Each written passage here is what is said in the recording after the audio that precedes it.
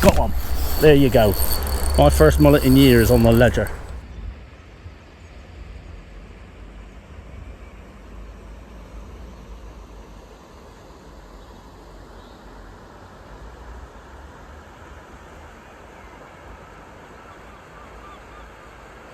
Hi, it's the Constant Angler. I've come mullet fishing today. Some of you might recognise where I am.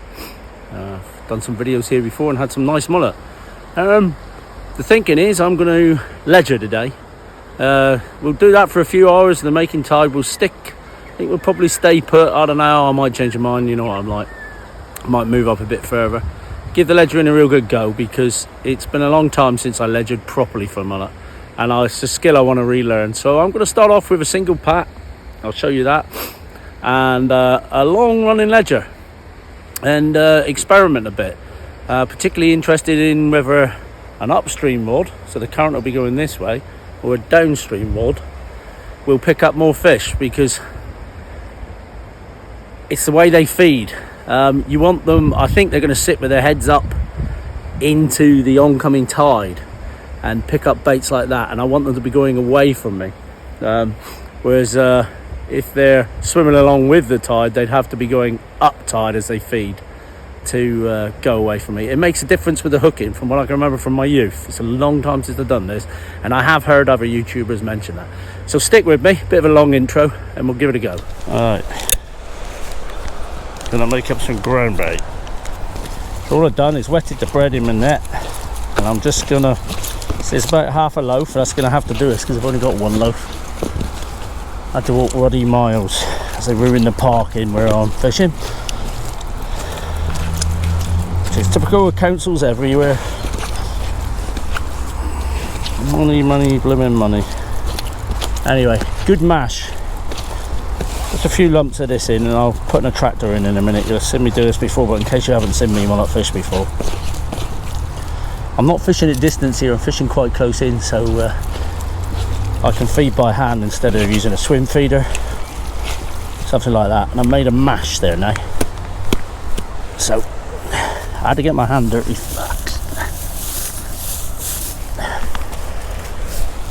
Now, the important bit: smoked salmon oil. Great stuff, made by Dynamite. Let's put some of that in there. If there are hundreds of crabs around, you don't want to be doing that. You're just going to draw them to you, and obviously that stinks like high heaven. So I don't want to get my hands in that, so I'm just going to got myself a nice cheap plastic spoon, mixing some around, and then I'm actually going to introduce it with a spoon. So my two ledgering lines, we look out here, there's where the tide's going to come up through. I'm going to put a rod down here, and I'm going to put a rod up there. It's a little bit deeper here, and the fish seem to be holding here. When the tide comes in, they'll come up through and they'll go that way, or they'll come in along the bank here. So we'll have some there, we'll have some there, just far enough out. Any swans are about won't be able to get at it, or diving ducks. Well, that's the plan. Don't need much because I haven't got much, and I want to introduce some later. So one little flick for now, and that'll do. Right, to show you one of my rigs here. This is my fixed pat. So I got a 31 gram flat weight. You can see from core to this, it's a camo thing, 1.1 ounce by the look of it. I've raided my carp gear to make some of these rigs. And all I've done then, I mean, I've got it down near the lead at the moment, is I put two float stops. I probably could have done with putting a third one down below the swivel there, down below this one, just to make that a bit more secure. Yeah, and I've trapped a swivel in there. Now you can trap it in there as tight as you want, make it stand proud. I've got a little bit of an anti-tangle sleeve on there, and I've got a 6 pound fluorocarbon trace with a size 10 hook on there. And interestingly, this is one of these circle hooks, so I'm hoping it'll help hook these mullet. I've never done it before. I know the carp boys do it a lot. I can't say it'll cost me fish, so I'll try it. And the idea with this is I can move this freely up and down the line to fish it higher in the water or further away from the lead, more than likely, because I think what's going to happen is that's not going to sit up off the bottom like that, not fishing it where I am. I want a semi-slack line to give them a little bit of line to hang themselves on, and I'm pretty much relying on them self-hooking themselves here. I'm just going to put a bit of braid on there. I've got a quick change link, so from the Carp Boys again, I'll show you it. One of those from my carp gear, carping days, which I will be doing a bit more of, and that'll enable me. I could switch to a bigger, lighter weight, or even a cage feeder, but I'm not going to do that today. I haven't liquidized any bread, so I just pull that bit of sleeving down over it, and it just covers it a bit. It's all quite covert. This is clear, but it'll probably be the thing that stands out more than anything, maybe, other than the bread. And I'm just going to put a bit of bread flake on that, and I'm going to chuck it to my right or to my left. I haven't quite decided yet. It seems to be fish to the left, so I might go that way first and see what happens. Gear review. I bought Korum stuff before. I really like the gear, but I bought this little box. I will find out exactly what it's called. It's a few months ago I bought it now. I'm not going to say where I bought it from, because it's not a problem with the supply, with the people that sold it to me. It's more with the thing itself. The plastic is brittle. You can see I've already lost a latch there. It's broken off, and this one keeps falling off. So that's a fault with it. If I open it up, it's not a bad little thing. I've overstuffed it with sort of stick floats, bolo floats, and Avon floats, chubbers, that kind of thing. But you get these here little holders here where you push the stems of your floats into opposite each other. You see I've got a few in there. It's not ideal, because the minute any sort of bulbous float, or if you put too many in, as I have, to be honest, it's going to push down on this. But you do get a little section where you put hook links, and I've made up some hook links in advance here for my pat rigs. Then you get these two little sections on the end. Keeps timing out, where, you know, I put a load of split shot olivettes and weights in there, and the same at this end. So the idea is a great idea. You've got two separate compartments there. It's a great idea. I just wish those latches were better, and then I just accept that I can't put quite as many floats in as I have. But yeah, would I buy one again? No, but I've got it now, so I've got to use it. I've got fish down in front of me. This time I'm going with a rolling ledger, and I'm going to extend my hook length for this one if I can find my fluorocarbon. I've got just a clip, so I'm going to put the lead onto. You can see the running ledger clip. Pull that down. That goes down to a running bead, which I stuffed the swivel into, and then I've got my hook length. Now I might start off on this length, I think, and see where we go. I've got mullet down there again. They've been eating that bread that I've put in, so I'm quite keen with those. We'll try a shorter hook length, but then I'm probably going to go to something like 12 inches, 16 inches. Again, I'm using one of these circle hooks. I'll show you the ones I've got two different ones, but this is the one I'm using today. This is size 8 Drennan Alcolyte eyed barbless carp circle hooks. I'm just going to hope they're definitely feeding those fish. They're eating that food I put down there. I'm just going to hope that they hook these mullet for me. Mullet are notorious. The little ones will go like this all the time until they eventually, hopefully, catch your hook point. But they are notorious for being able to hook. We get a lot more bites than we do hooked fish, if you know what I mean, ledgering. Well, at least that's what I remember and what I see from other people's videos who do this. I'm not going for big baits, just enough to cover the hook, so they literally have to. I'm not going to make a pasty.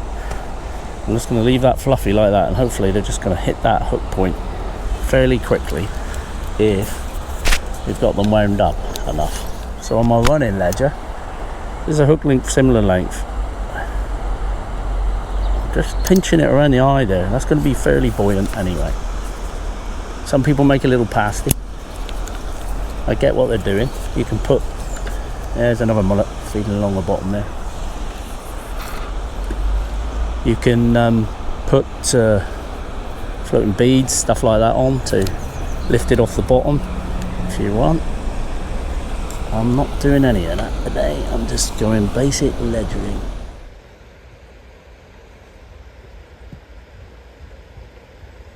We're getting a little bit more of this. Looking out there. Gaining their confidence. only little bits because I want them moving around the pool. I don't want them staying still. If they're moving, I've got more chance of hooking them. Some of you carp anglers might know the same thing. You can do different baiting patterns. You can, if you spread your boilies around, the carp will dip down, rise up again, move along. There's a bite there already. Jesus, just had a pull there then. Yeah, a couple of rattles. Fish not on the end now. Start though, isn't it? And the odd little tap on this one on the left as well. Hopefully they'll both be in. Yeah, I'm getting little taps on this one. There's something pecking up my bait there. Yeah. I just want it to go. I'll get this many bites, so I might have to go down to one blooming rod. A little. So doing this, smaller fish, big fish will go for it, take it. Now I'm relying on those circle hooks to do their job. I must look, see how the carp boys use them. Got fiberglass quiver tips on the rods, so that should allow a bit more give before they feel anything. But I'm pretty much relying on them hooking themselves. I might try a corner of crust or something in a minute. It's very small baits. I'm going to go sort of this sort of size if I can, if I'm using crust. Anyways, we'll have to we'll inspect the baits in a minute. Got a while before the tide floods up through, which will change the aspect of everything, because the flow's going that way at the minute. I just had a pull down on that one.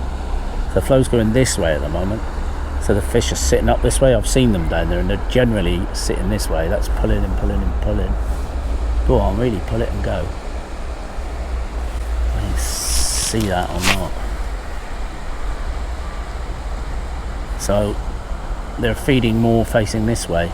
When that tide switch, they'll be feeding in with their heads facing into the oncoming current.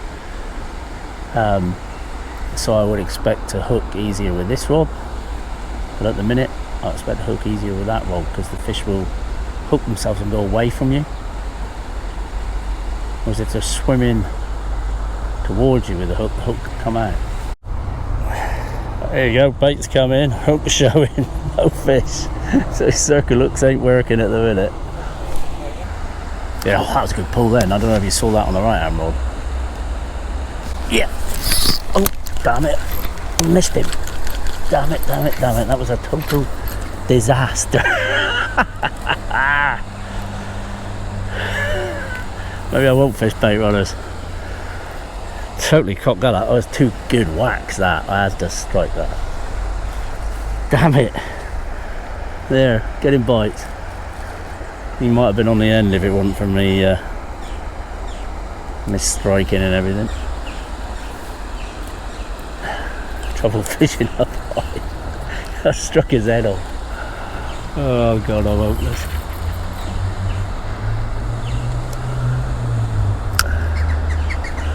I'm gonna hook himself in a minute and I won't have to do naff all he wants. Oh, like that. Got one. There you go. My first mullet in years on the ledger. Only little. He's going absolutely everywhere. This Mr. Cracker on the right hand rod. And this one when they're facing up, there's loads of mullet down there. Huge big show. Where he is, they're just following him around. He isn't too bad actually. He's not huge, but he's a reasonable size. I'm not going to try and net him yet, because I don't want him down that way. But the mullet are following him. Can you see that? They're all following him down there. They've come in the show that he's with. Go on, out you go a bit. Go out a bit. Twist and drag a bit. If I try and net him now, I'm going to scoop half a dozen with him. Look at them all. Look at that. Look at that. I've never... Well, I've seen it before. That's a lie. But... Yay. I'm in love with ledgering for mullet again. Right. Let's get the net down there anyway.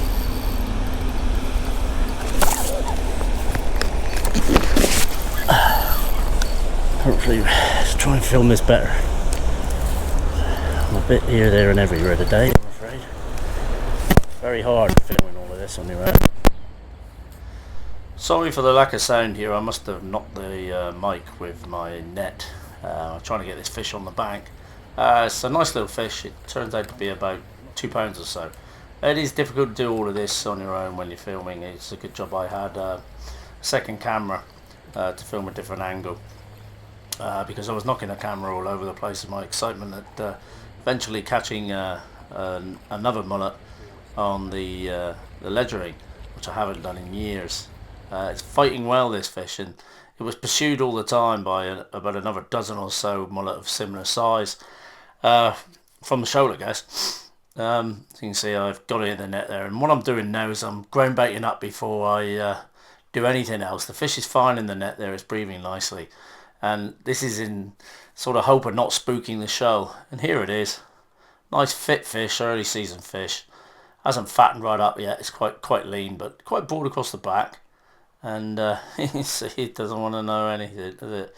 Doesn't want to know any of it there. Yeah, pleased with that. It fought well for a fish of this size. It is just a couple of pounds. I didn't weigh it, but I mean, I got used to estimating this size now. Very lean fish, big tails on them. That's why they fight so hard. They are dogged fighters. So we best think about getting this fish back now. So here we are. I've moved down the bank a little further, down near the bridge, to release it. And it's quite a nice little release shot, this. Different angle, bit of sunlight there is making the fish look a little bit bigger than it is maybe. But this is quite an important fish to me because, like I said, it's been donkey's years since I caught a mullet on intentionally whilst ledgering, for one anyway. So I was pleased. It was caught on the single pat there with that circle hook. I'm not convinced by them yet. I'm probably could use them more effectively. I have ideas about using small bits of crust, but he's spirited now and he's ready to go, or she maybe. And there you go, one nice mullet swimming away.